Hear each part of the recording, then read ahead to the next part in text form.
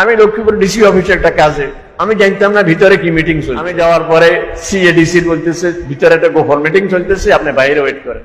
কিছুক্ষণ পরে ডিসি সাহেব তো সিসি ক্যামেরা দেখছে বাইরে কে বসে আছে, আমাকে ভিতরে নিয়ে গেছে। গিয়ে দেখে যে র্যাব, বিজেপি, সে তারপরে আর্মির লক্ষ্মীপুরের দায়িত্বে যে ছিল সে, এসপি, ডিসি সব। হঠাৎ করে ডিসি আমাকে বলতেছে, হুজুর আল্লামা সাঈদীকে ফাঁসি দিলে দেশের কি অবস্থা হবে। এটা মানে ফাঁসি দেওয়ার তাদের পরিকল্পনা ছিল। তা আমি তো এই জন্য যাইনি, আমি গেছি আমার বাসার কাছে। আমি বললাম, স্যার ওনাকে ফাঁসি দিলে কি অবস্থা হবে এটা এই দেশের কেউ বলতে পারবে না, নিয়ন্ত্রণ কেউ করতে পারবে না।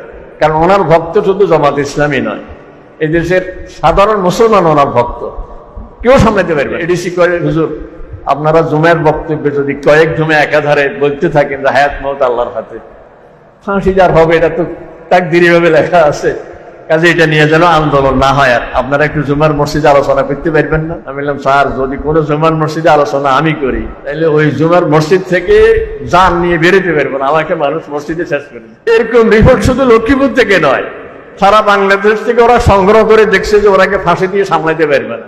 যার কারণে আমাদের প্রতিবেশী, আমাদের শত্রু যারা, ওদেরকে খুশি করার জন্য, পূর্ণ ক্ষমতায় আসার জন্য যে কাজটা ঘটিয়েছে। আর আল্লামা সাঈদী রাহিমাহুল্লাহ আল্লাহর কাছে দোয়া করেছিলেন শাহাদাতের মৃত্যু, আল্লাহ তাআলা ওনার সেই দোয়াই কবুল করেছে, আর জালেমেরা নিজের পতন ডেকে এনেছে।